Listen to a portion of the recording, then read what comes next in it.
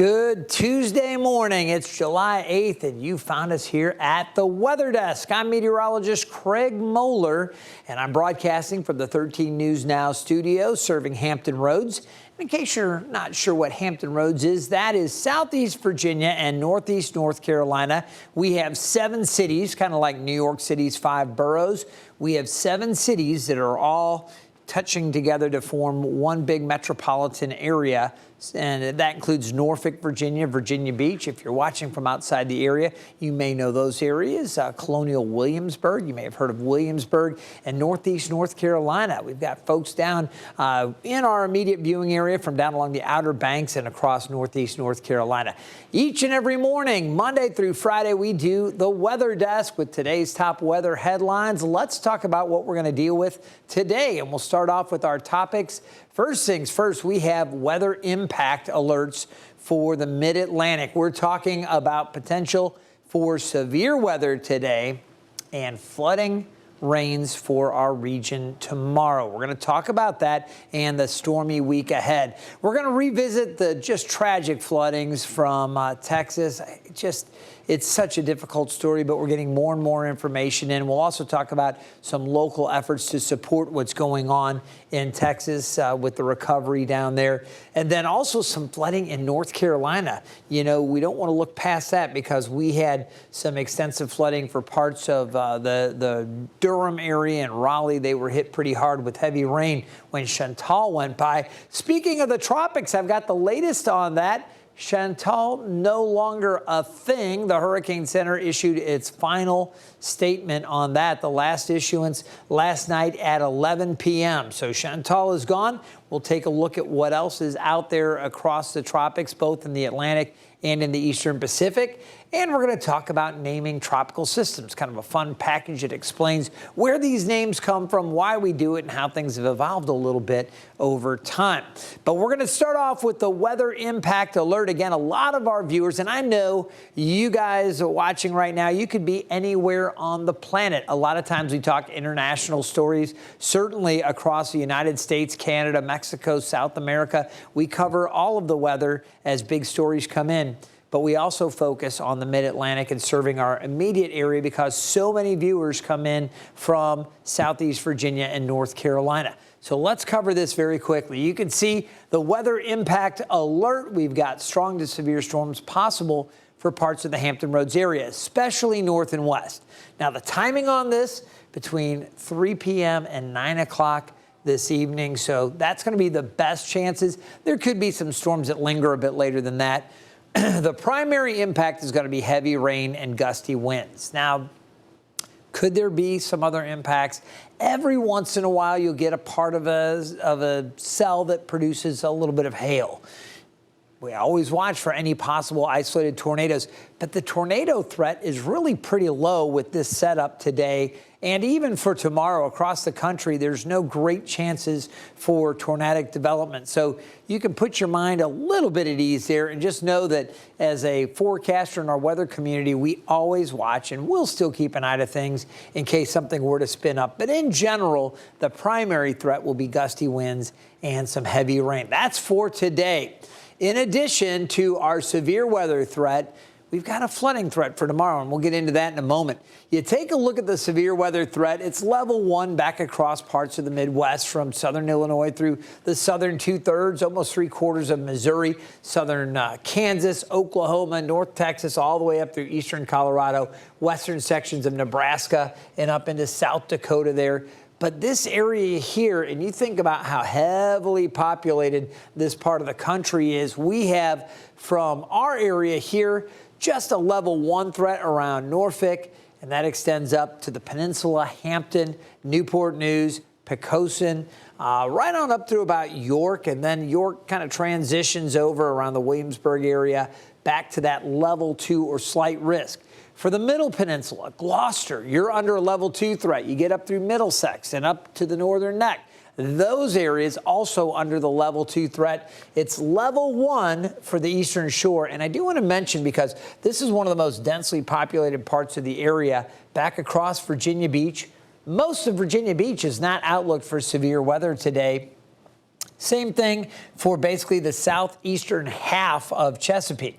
So let me tell you, if you are in Chesapeake and you live in Greenbrier, stay alert to strong to severe storms. But if you're down in Hickory, your chances are lower.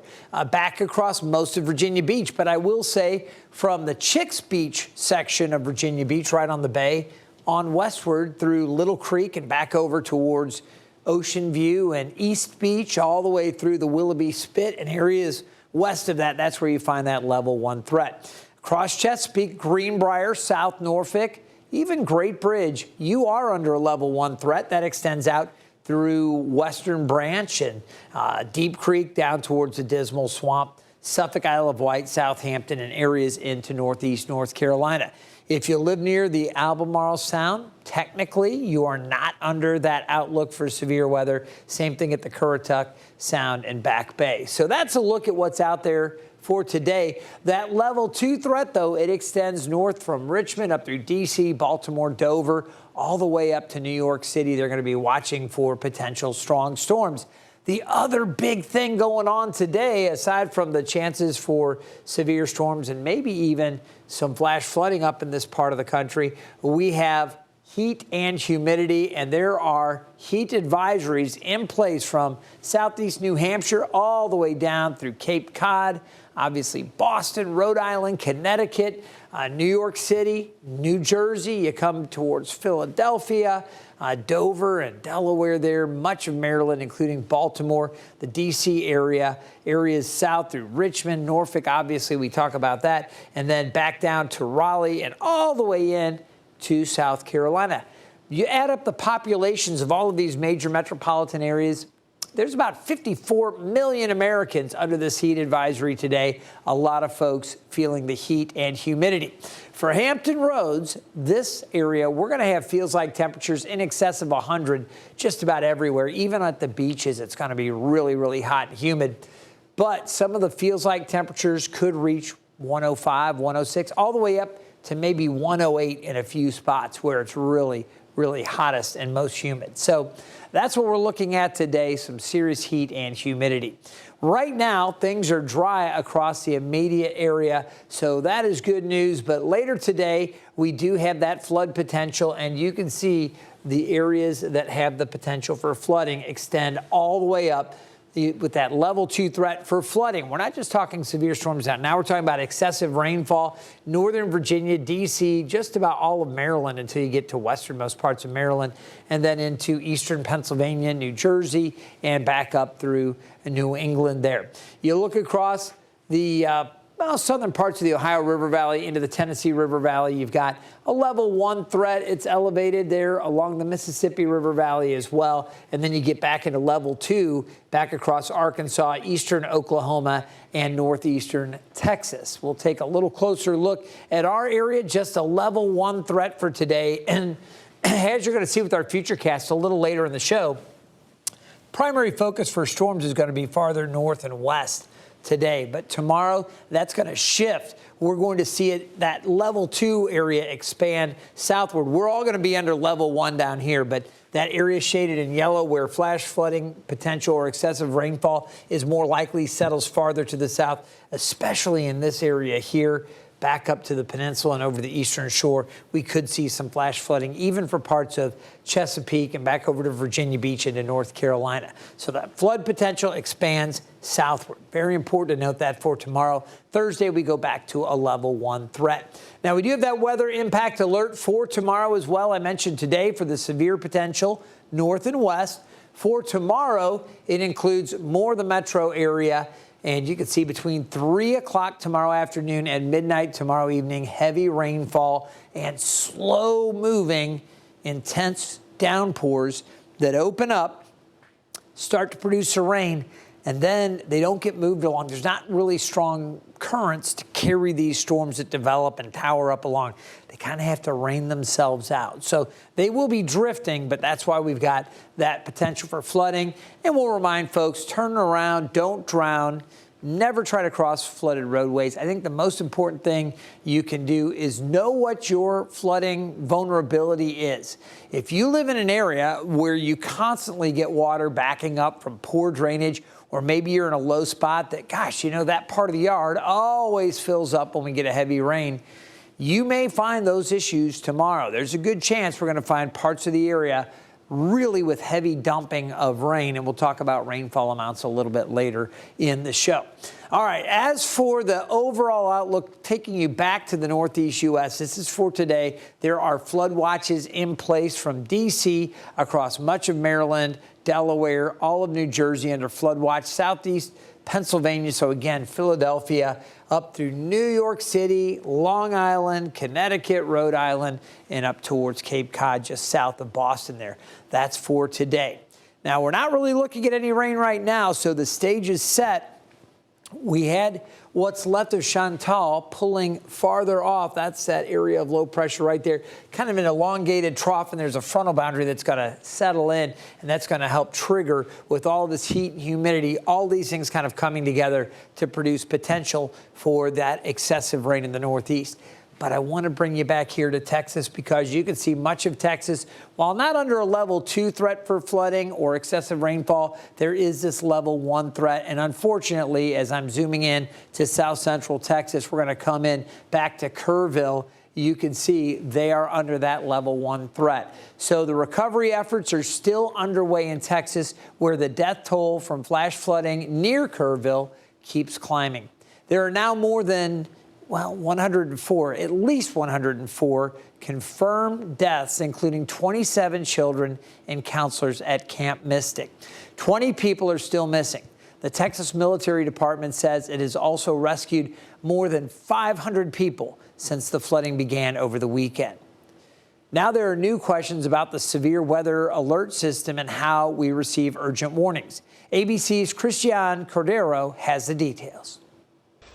In the Texas Hill Country this morning, response teams, both official and volunteer, are combing through mud and dense forest, searching for answers. It's one of the most devastating things I've ever seen in my life. But that devastation goes 80 miles down the Guadalupe River. And that devastation goes anywhere from 3/4 of a mile to half a mile wide off of the river as well. More than 100 people died in the floods that swelled riverbanks over the weekend. Camp Mystic, where at least 27 campers and counselors died, said their hearts are broken alongside the families, calling the floods an unimaginable tragedy. Among the victims, 8-year-old twin sisters Hannah and Rebecca Lawrence, whose grandfather said their joy can never be forgotten. 8-year-old Anna Margaret Bellows was also at Camp Mystic. Her mom spoke with our Houston station, KTRK. The main thing I want to convey is that our whole group is so grateful for the counselors who loved our children and protected them until the very end. In the wake of the storm, questions about the level of preparedness across the region. ABC News has learned the National Weather Service had surge staffing in place during the storm. 5 meteorologists were working when there are usually 2. Alerts started the day before the floods, with the first flash flood warning issued around 1 a.m. day of. The first flash flood emergency, 4 a.m. That is not what woke Stuart Gross from bed. What was it that woke you up? The fire department. It wasn't the alert on your phone? Officials canceled a press conference yesterday afternoon amid questions about the area's alert system. It's very tough to make those calls because what we also don't want to do is cry wolf. Several meteorologists urge everyone get a NOAA weather radio as a more reliable way to receive alerts when your cell phone or local sirens don't work. It doesn't require cell service, is battery powered, and can cost less than $30. Christian Cordero, ABC News, Washington. And I will completely endorse that idea. I can tell you my family members have weather radios, and I highly recommend, just as they said in that report, your cell phone, you can lose cell signal, you can have your cell phone die. Sometimes we lose connectivity for whatever reason.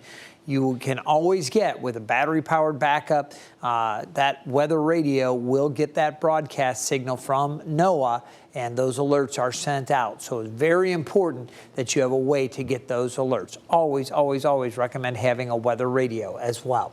All right, you can see Kerrville right now experiencing dry conditions, and that's good news because not only are the folks here dealing with all of this devastation and the recovery, but now as they're going about it, they need the weather to be as cooperative as possible. And we have help from here in Hampton Roads that are now on the ground in this area helping survivors and first responders. The Virginia Beach Fire Department sent its swiftwater rescue team to the flood zone on Sunday. The group is trained in rope techniques, river rescues, and boat operations. The Mercy Chefs from Portsmouth and a team from Operation Blessing in Virginia Beach are also in Kerrville.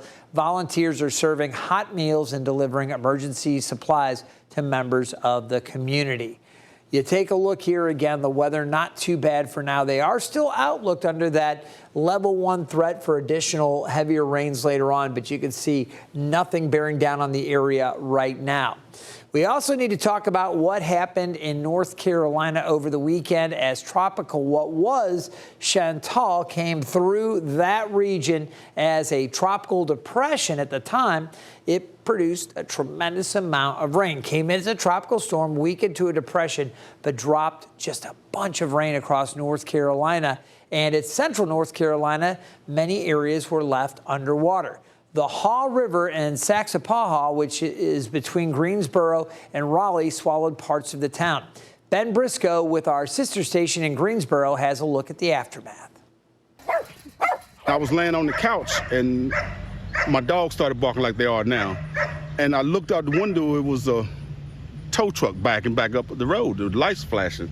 And I figured something was going on at that moment. The dogs barking quickly drowned out by the sound of rushing water as Lang Street turned into Lang Lake. 5 minutes later, the water had already started coming up into my driveway right there. That family able to get out safely, but some neighbors had their cars submerged as the rain roared down for hours. Sorry for the noise. The tenant has a generator going. Kevin Coggins owns 2 rental homes on the street and came to check for damage. It never really gets across the road. I've owned that house since 1990. And the last time I saw it like this was in Fran, 1996. This giant tree snapped over into the garage. Crazy. I'm surprised. In other parts of town, the water was so strong, it peeled the pavement off the street.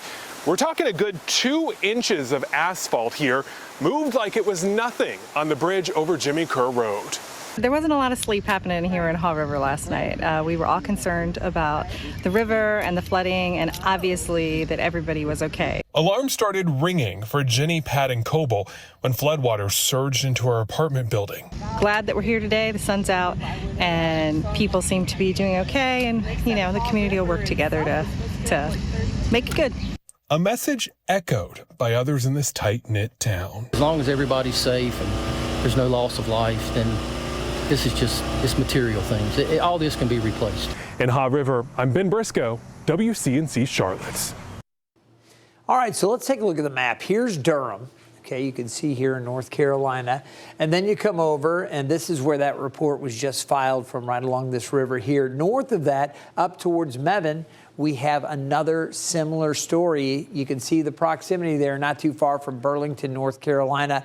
There was one person that died as a result of these storms. This is a look at some of the flooding there. The man who owns this home says his basement was filled with 5 feet of water, causing an estimated $20,000 in damage. The National Weather Service also confirmed an EF1 tornado touched down near Lake Michael. We're talking winds gusting up over 100 miles per hour. Just a lot of damage down there. And again, it's just heart-wrenching. Again, with these tropical systems, they come in and you do have that potential for the spin-up tornadoes. Even as a depression moves along, we do get those tornado warnings inland as little spin-ups can occur with enough energy still left over from the systems. All right, so that flooding that we just showed you was caused by Chantal as it moved through. And we're taking a look at this tropical update, and I've got some good news concerning Chantal. The last update on this storm issued from the Hurricane Center was last night at 11. They're done with it. So you can see just a remnant low heading off to the northeast at about 25 miles per hour. So it is picking up speed and moving along. And again, it'll be clearing the Cape Cod area just a little bit later on as there's still some showers being thrown back. But in its wake, there's kind of an elongated trough, and that's why there's still some wet weather potentially across much of New England. Now, as we take a look at the rest of the tropics, the Gulf looking pretty quiet, a little bit of cloud cover over the southern Gulf, but no deep convection there right now. Across the Caribbean, things are also very, very quiet. In fact, as we look across the rest of the tropical Atlantic, it is a quiet situation right now. No new tropical development is anticipated over the next 7 days. No tropical cyclone formation expected. That's for the Atlantic. As we take a look over in the Eastern Pacific, you know, this has been such a busy area over here. We've had 6 different name systems, and Flossie being the last one. You can see right now it's not looking too bad. In fact, the Hurricane Center yesterday had 2 areas. There was one with a 30% chance. That's gone away. And this one had a 20% chance of developing. But this morning, that's down to 10%. So in general, things are much quieter now. You take a look here. Again, the names in the Eastern Pacific: Alvin, Barbara, Cosme, Dahlia. We have Eric, and we have Flossie. The next name on the list here is Gil. In the Atlantic, we just finished up with Chantal. So far, only 3 tropical storms. But that's Chantal, the 3rd name system. The next name on the list is Dexter. Now, you might be wondering, how do we get the names of all these storms? You see these lists, we talk about them, but do you wonder where these names come from? Meteorologist Evan Stewart explains. Years, the National Weather Service has named tropical systems to reduce confusion when 2 or more storms occur at the same time. But naming hurricanes dates back hundreds of years. In the West Indies, storms were named after the saint's day on which they occurred. Other storms were named for the areas they hit. Of course, the names were given after the fact. The United States Weather Bureau started naming hurricanes in 1950 using the phonetic alphabet: Abel, Baker, Charlie, and so forth. In 1953, the practice of using women's names began, starting with Tropical Storm Alice. In the 1970s, after years of pressure, the National Weather Service stopped using only female names. In 1979, both male and female names were included in the list. Today, the World Meteorological Organization maintains a rotating set of 6 lists using English, Spanish, and French names, since those are languages spoken in the Atlantic Hurricane Basin. Interesting stuff there. And remember, that could be a good trivia question. If you're ever out at a trivia game, maybe you're doing something like that, and they ask the question, what was the first female name ever used to refer to a tropical system in the Atlantic? Did you catch the answer? It was Alice. Of course, a lot of names have been added to the list, and again, it's boy, girl now, and we have different types of nationalities, as Evan was explaining.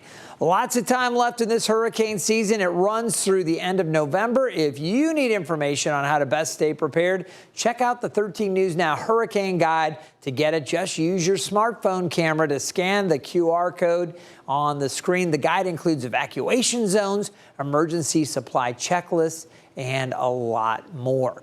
Let's take a look at what's going on now as we look forward. We got to talk about the severe weather potential, and you can see back across the central U.S. a little unsettled weather here. We're going to see chances for showers and storms back across the central part of the country, down along the Gulf Coast as well. We're quiet for now, but we've got this frontal boundary that's getting closer, and that's going to help focus more storm development. Then we have what's left of Chantal that is moving away, but still there's kind of a little troughiness along the coast here that will also act as a trigger for storm development. So that's where our focus is. You can see across the country, the only level 2 threat or slight risk is that area we identified a little earlier in the show. Northern Virginia through Maryland up into New Jersey, eastern parts of Pennsylvania under level 2, level 1 all the way up through Massachusetts. And then we've got this large area with the level 1 threat back across the central U.S., Oklahoma, the panhandles here, and back up through eastern Colorado,